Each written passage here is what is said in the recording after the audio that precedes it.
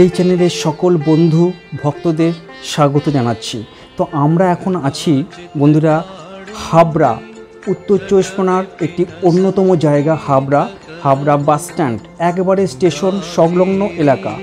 এখান থেকেই আপনারা ডাইরেক্ট অটো করে জলেশ্বর প্রাচীন শিব মন্দিরে যেতে পারেন, অথবা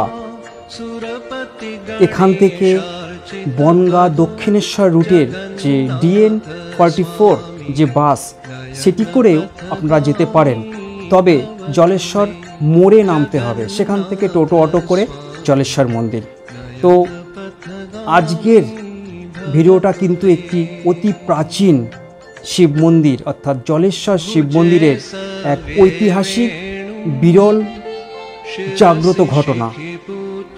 আপনারা হয়তো অনেকেই জানেন, আজকে হচ্ছে চৈত্র মাসের তৃতীয় সোমবার, 18 চৈত্র। আজকে বাবা জল থেকে কিন্তু উঠবেন, তারপরে বাবা সোজা চলে যাবেন হালিশহরে। তারপরে বুঝতে পারছেন সে ঘটনা আমি ধীরে ধীরে এই যেতে যেতে বলার চেষ্টা করব। তো বন্ধুরা, যেটা বলবো, যারা এই চ্যানেলে নতুন তারা অবশ্যই কিন্তু চ্যানেলটি সাবস্ক্রাইব করে রাখুন, বেল আইকনে প্রেস করুন, যাতে এইরকম ধর্মীয় ভিডিও আপনারা সহজে পেয়ে যান। তো আমরা যশোর রোড ধরে অটো করে চলেছি সেই বাবার জলেশ্বর শিব মন্দিরে, এবং যেতে যেতে আপনাদের কিছু তথ্য বলার চেষ্টা করব। আজ থেকে প্রায় সহস্রাধিক বৎসর আগের ঘটনা। যে সময় বাংলাদেশের রাজা ছিলেন কাশীনাথ রায়। রাজার পূর্বতন বাড়ি ছিল গোয়ারে কৃষ্ণনগর। কথিত আছে রাজা কাশীনাথ রায়ের রাজধানী ছিল বর্তমান জলেশ্বর গ্রামের আদিবাসী পাড়া সংলগ্ন চণ্ডীগড়ের দহ। লোকশ্রুতিতে জানা যায় যে রাজবাড়ির ভূকম্পনে বসে গিয়ে দহ নামে এই সুবিশাল জলাশয়ের উৎপত্তি। বর্তমান সময়ে রাজবাড়ির অস্তিত্ব পাওয়া না গেলেও এই দহ নামের জলাশয়ের পার্শ্ববর্তী গ্রামের প্রচুর পুরাতন ভাঙা ইটের টুকরো, মাটির পাত্রের ভগ্নাবশেষ থেকে প্রমাণ পাওয়া যায় যে এইখানেই ঐতিহ্যশালী পরিবারের বসবাস ছিল। তো বুঝতে পারছেন যে কত প্রাচীন। তো সেইখানেই আমরা এসে গেছি। একেবারে শিবতলা থেকে আমি সম্পূর্ণ অংশ দেখাবার চেষ্টা করব। আর দেখতে পাচ্ছেন দূর থেকে শিব মন্দিরের চূড়া, আপনারা শেষ পর্যন্ত দেখবেন। এইটুকুই আপনাদের অনুরোধ রইল। এক ঐতিহাসিক শিব মন্দির, যার প্রতিষ্ঠা কবে হয়েছে এখানকার বাসিন্দারা বা ম্যানেজমেন্ট যে কমিটি আছে তারা কেউই জানেন না। মুঘল আমলে না তারও কয়েকশো বছর আগে, সেটা কোনো পুঁথি ঘেটে পাওয়া যায়নি। তো আমরা এখন প্রবেশ করব শিব মন্দিরে। পাশেই যে রাস্তাটি আপনারা দেখলেন সেটি হচ্ছে মেন মন্দিরের ঢোকার রাস্তা, আর এটি হচ্ছে শিবপুকুর। ডান দিকে শিবপুকুর আর বাঁ দিকে মন্দির। এখান দিয়েও মন্দির যাওয়া যাবে, চতুর্দিক থেকেই গোলভাবে আপনারা যেতে পারবেন, কেননা মন্দিরটি একটি উঁচু ঢিপির উপর অবস্থিত, আর পাশেই হচ্ছে শিবপুকুর। এইখানেই কাশীনাথ রায়ের কিন্তু রাজধানী, অর্থাৎ এখানে প্রাসাদ ছিল। সেটি ভূমিকম্প বা যে কোনো কারণে ধসের ফলে এই পুকুরের কিন্তু সৃষ্টি হয়েছে। আর এই যে উঁচু ঢিপি মন্দিরটা দেখতে পাচ্ছেন, একসময় অনেক আগে, আমি 80-র দশকের কথা বলছি, তখন থেকেই এই মন্দিরের অবস্থান সব কিছুই জানি। তখন ছিল বেড়ার ঘর, তারপরে 90 সালে একটু ছোট হয়েছে পাকা, তারপরে রিসেন্ট 2010 সালের বা 12 সালে পাকা মন্দির হয়েছে। যাই হোক, আর কিছুক্ষণ বাদেই সন্ন্যাসীরা জলে ঝাঁপ দেবেন। আর এই যে দেখতে পাচ্ছেন ওই মন্দিরের অপোজিটে, এখানেই বাবা জল থেকে উঠে বাবাকে পুজো দেওয়া হবে। তারপরে চলে যাওয়া হবে ছোট একটি মন্দিরে, যেটা আপনারা দেখলেন এই যে মন্দিরে, এই মন্দিরে বাবাকে পুজো দেওয়া হবে। তারপরে ভোগ অর্পণের পর এই যে মেন মন্দির আপনারা দেখতে পাচ্ছেন, তারপরে সোজা বিকেলবেলা চলে যাওয়া হবে হালিশহরে। হালিশহরে রামপ্রসাদ ঘাটে বাবাকে স্নান করানো হবে এবং ওখানে বাবা থাকবেন। ওখানে কয়েকটি গ্রাম ঘুরে তারপরে পরের দিন চলে আসবেন আবার এই গায়েঘাটা জলেশ্বরের প্রায় 8টি গ্রাম, এখন গ্রাম হয়তো বাড়তে পারে, তো 8টি গ্রাম ঘুরবে। তারপরে নীল পুজোর দিন বাবা রাত্রিবেলায় মেন মন্দিরে উঠবে। তো এই হচ্ছে এখানকার রীতিনীতি এবং খুবই প্রাচীন। তবে আপনারা দেখতে পাচ্ছেন, যেটা বলবো, এবছর কিন্তু পুকুরের জলের পরিমাণ খুবই কম, সেটা আপনারা দেখেও কিছুটা বুঝতে পাচ্ছেন। বাবার সিংহাসন দেখুন, সরাসরি স্নান করানো হচ্ছে। জল থেকে ওঠার পর বাবাকে সিংহাসনেই রাখা হবে টোপর পরিয়ে।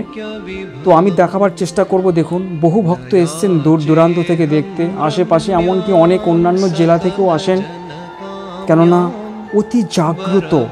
আপনারা যদি পারেন আসবেন। আমি ডিরেকশানটাও বলেছি, আমি আবার বলে দেবো।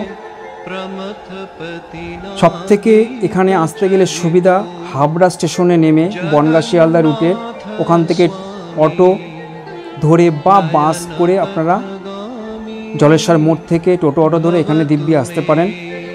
এটাই হচ্ছে সবথেকে সুবিধা রাস্তা। তো চলে এসেছে সন্ন্যাসীরা, আপনারা দেখতে পেলেন কথার মধ্যে। তো এবার সন্ন্যাসী ঝাঁপ দেবেন। প্রথম একজন ঝাঁপ দেবেন জলে, তারপরে দুজন দেবেন। তবে এবছর জলের পরিমাণ খুবই কম, হয়তো তাড়াতাড়ি হয়তো বাবাকে পাওয়া যাবে মনে হচ্ছে। তো যাই হোক, দেখা যাক শেষ পর্যন্ত কি হয়। আর কিছুক্ষণের মধ্যেই প্রধান সন্ন্যাসী জলে ঝাঁপ দেবেন বাবাকে। 2024 সালে বাবা জল থেকে উঠবেন। বাবা বহু গ্রাম ঘুরবেন, নীল পুজোর সকল ভক্তদের পূজা নেবেন, চড়কের বটি ঝাঁপ, অনেক কিছু হবে। তো এই ঝাঁপ দিয়ে দিল সন্ন্যাসী, তার সঙ্গে আরও দুজন। এইবার খোঁজা শুরু হবে জলে ডুব দিয়ে। তো প্রচুর আশেপাশের অনেক জায়গা থেকে মানুষ এসছেন, আপনারা দূর থেকে দেখতে পাচ্ছেন। পুকুরের পাড় দিয়ে অনেক ভক্ত দেখছেন সেই দৃশ্য। তো খোঁজার কাজ চলছে। তো আমি এরপরে আপনাদের পুকুরের পাড় দিয়ে কিছুটা দেখাবার চেষ্টা করব। যাব ওপারে। কিছুক্ষণ আগে যে বেদি আপনাদের দেখানো হলো, সেখানে পুজো হবে বাবাকে জল থেকে তোলার পর। তো এই যে নন্দী বাবার যে মূর্তিটা দেখতে পাচ্ছেন, গত বছর ছিল না, এটি নতুন হয়েছে এবছর। অনেক কিছুই দেখলাম, আপনারা দেখতে পাবেন বা দেখাবার চেষ্টা করব। দেখুন, শিবপুকুরের রাস্তা, বহু ভক্ত দাঁড়িয়ে আছেন, তারা ছবি তুলছেন, বহু মিডিয়া থেকে এসেছেন। এই আজকের দিনটি কিন্তু বছরে একবারই আসে। তো আমরা দেখুন চলেছি, আর উঁচু ঢিপির মধ্যে কিন্তু মন্দিরটি। অপূর্ব দৃশ্য, এখানকার পরিবেশ, আকাশ বাতাস সত্যি অসাধারণ। দেখুন, উঁচু ঢিপির মধ্যে মন্দির, এবং মন্দিরে যথেষ্ট সংস্কার হয়েছে। প্রায় 60 একর জলাশয় বা দহটি জলেশ্বর শিব মন্দিরের উত্তর দিকে 1 কিমি দূরে অবস্থিত। মনোরম অবহেলিত পর্যটন ভূমি। উন্নয়নের ছোঁয়া পেলে চণ্ডীগড় গ্রামে অবস্থিত প্রাচীন রাজবাড়ি তলিয়ে গিয়ে সৃষ্টি হওয়া দহটি পর্যটন প্রেমীদের কাছে আকর্ষণীয় হয়ে উঠতে পারে। রাজা কাশীনাথ ছিলেন শৈব ধর্মে বিশ্বাসী। তিনি তার রাজধানীর সন্নিকটে জলেশ্বর শিব পূজার প্রচলন করেন, আর এই সময়কাল থেকে জলেশ্বর চড়ক পূজার প্রচলন হয়। এই চড়ক পূজা জলেশ্বর ও তার পার্শ্ববর্তী চণ্ডীগড়, নারিকেলা, বাগনা, গোপালপুর, কেমিয়া, শিমুলিয়া প্রভৃতি 7টি গ্রামের মানুষের প্রাণের উৎসব। বন্ধুরা, কথা বলতে বলতে মনে হচ্ছে এবছরের মতন শিবকে হয়তো পাওয়া গেছে। হ্যাঁ, শিবকে পাওয়া গেছে। যারা পেয়েছেন, প্রধান সন্ন্যাসী বা অন্যান্য যে 3-4 জন থাকে, ওনারা ওই ঘাটে যারা আছেন তাদেরকে সিগন্যাল দিয়েছে যে হ্যাঁ পাওয়া গেছে, এবং অন্যান্য সন্ন্যাসীরাও চলে এসেছেন একসঙ্গে যোগ দিতে, এবং এখান থেকেই চলে আসবে ওই যে সামনে যে বেদি আপনাদের দেখিয়েছি প্রথমে, সেখানে এসে বাবার পূজা হবে। কেননা 1 বছর পর বাবা জল থেকে উঠলেন এবং মানুষের দাঁড়ে দাঁড়ে বাবা যাবেন পূজা নিতে ভক্তদের এইখানে। তো বুঝতে পারছেন, যখন আপনাদের দেখিয়েছিলাম ফাঁকা ছিল, এখন দেখুন সামনে যাওয়াই যাচ্ছে না। তো আমি জানি না দূর থেকে এইভাবে ওই বেদির পূজা দেখাতে পারবো কি না, তবে বাবাকে আমি আপনাদের দর্শন করাবই। তো আপনারা দেখতে থাকুন। দেখুন সব সন্ন্যাসীরা চলে এসছেন, মানে আপনাদের বলে বোঝাতে পারবো না। যদি আপনারা কখনো কেউ যেতে পারেন, খুব একটা দূর নয় জলেশ্বর শিব মন্দির, তো অসাধারণ। যদি আপনারা এর মধ্যে যান, সামনেই আছে নীল পূজা চড়ক, তখনও আপনারা যেতে পারেন। অপরূপ একটি জায়গা। বহু শিব মন্দির আছে, কিন্তু জলেশ্বর শিব মন্দির কিন্তু কোনো জ্যোতির্লিঙ্গের 12 জ্যোতির্লিঙ্গের কিন্তু নয়। বাবা এখানে স্বয়ংভূ। তারকেশ্বর শিব মন্দির যেরকম স্বয়ংভূ বাবা নিজে এসেছেন, ঠিক এখানেও কিন্তু তাই। কিন্তু কবে থেকে বাবা পূজিত হচ্ছে কেউই আজ পর্যন্ত বলতে পারিনি এখানে। তবে মুঘল আমলে বা তারও আগে এখানে কিন্তু বাবা নিজে স্বয়ং এসছেন। কেননা তখনকার সময়ে বাবাকে কিন্তু ওই উঁচু যে ঢিপি আছে ওখানে পুজো দেওয়া হতো, কিন্তু মুঘল আমলের সিপাহীদের অত্যাচারে পুজো দিতে পারতেন না, সেই কারণে এইখানে জলে ফেলে দেওয়া হয়েছে বাবাকে। তো দেখতে পাচ্ছেন এক পুরনো সন্ন্যাসী এই জলেশ্বর শিব মন্দিরের, তিনি বিভিন্ন চ্যানেলকে সাক্ষাৎকার দিচ্ছেন, আপনারা সেই দৃশ্য দেখতে পেলেন। তো বাবা যেখানে পূজা হচ্ছে জল থেকে ওঠার পর, সেখানের দৃশ্য যে আপনাদের দেখাবো আমি যেতেই পারলাম না। এত ঠেলাঠেলি, এত লোকের, মানে কি বলবো, তারা কোনো কথা বললে কিছুই শোনে না। তো আমি দেখাবো, আপনাদের দর্শন করাবো। দেখুন দূর থেকে জুম করে দেখাচ্ছি, শুধু চারিদিকে হাত আর হাত। তো সামনে যেতেই পারলাম না, এত ঠেলাঠেলি। যাই হোক, বাবা বেরোনোর পর আপনাদের দর্শন করাবো। বাবা খুব শিগগিরই বেরোবে, পুজো এখন হয়ে গেছে। আপনাদের আমি চারিপাশ থেকে পুকুরটি দেখাবার চেষ্টা যতটুকু পেরেছি দেখার চেষ্টা করেছি। এবং প্রচণ্ড কিন্তু রোদ, আজ 1 এপ্রিল, কিন্তু রোদ কিন্তু খুব বেশি মাত্রা দেখা গেল। তো বাবার পুজো হয়ে অন্যান্যরা বেরিয়ে আসছেন, এবার বাবাও বেরিয়ে আসবেন। আমি বাবার পিছন পিছন যাব। একদম ওই নিচের যে মন্দির আছে, ছোট মন্দির, এই যে বাবা আসছেন দূর থেকে। বাবাকে, জলেশ্বর বাবাকে আপনারা দর্শন করুন, প্রণাম করুন, আপনাদের মনস্কামনা, মনের ইচ্ছাগুলো বলুন বাবাকে, দূর থেকেই বলুন। কেউ যদি আসতে পারেন আপনারা আসুন, চলে আসুন হাবড়া স্টেশনে নেমে ওখান থেকে বাসে বা অটো করে বলুন জলেশ্বর শিব মন্দির যাব, আপনাদের যে কেউ দেখিয়ে দেবে।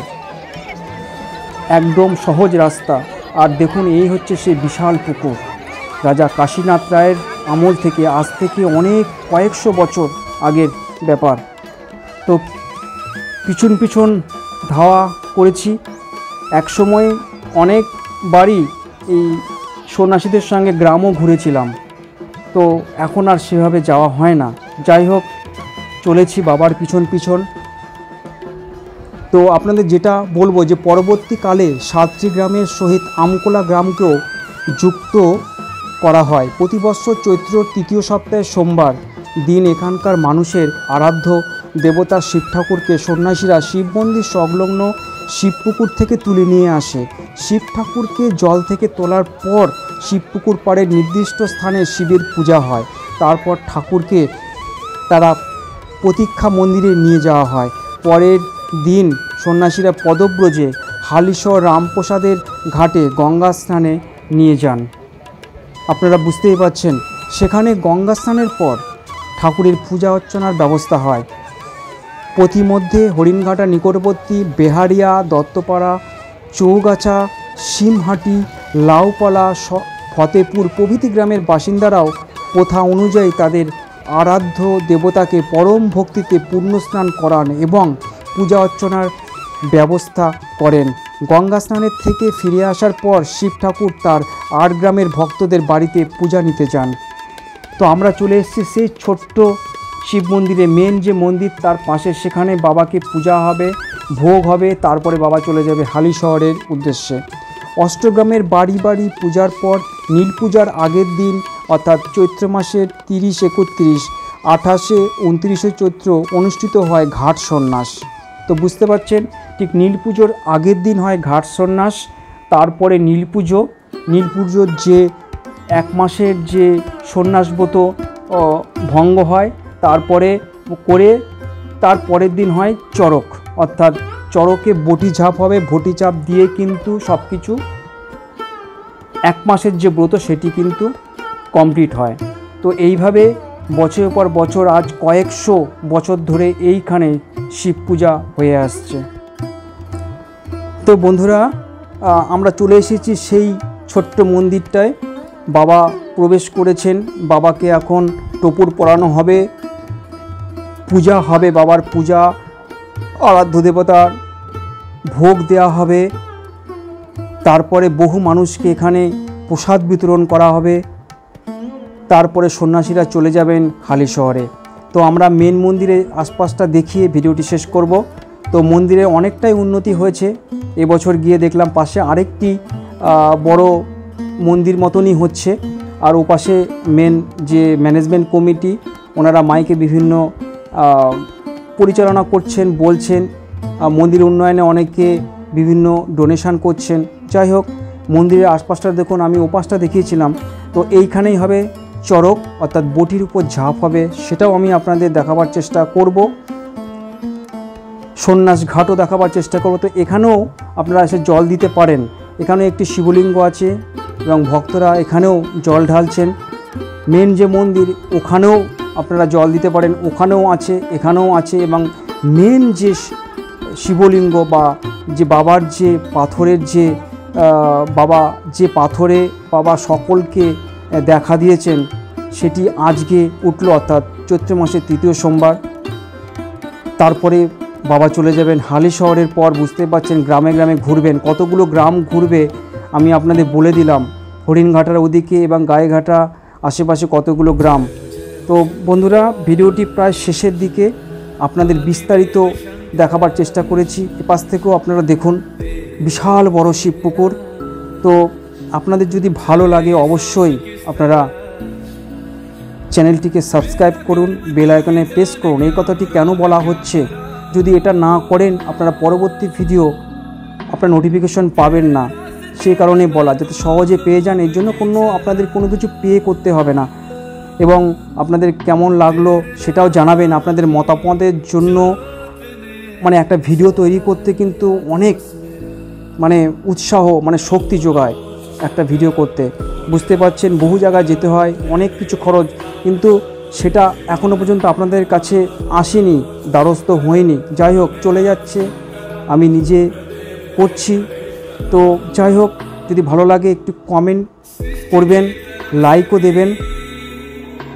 তো এই রকমই পরবর্তী ভিডিও নিয়ে আসবো। আজ এখানেই রাখলাম বন্ধুরা, সকলে ভালো থাকবেন, সুস্থ থাকবেন। জয় শিব শম্ভু।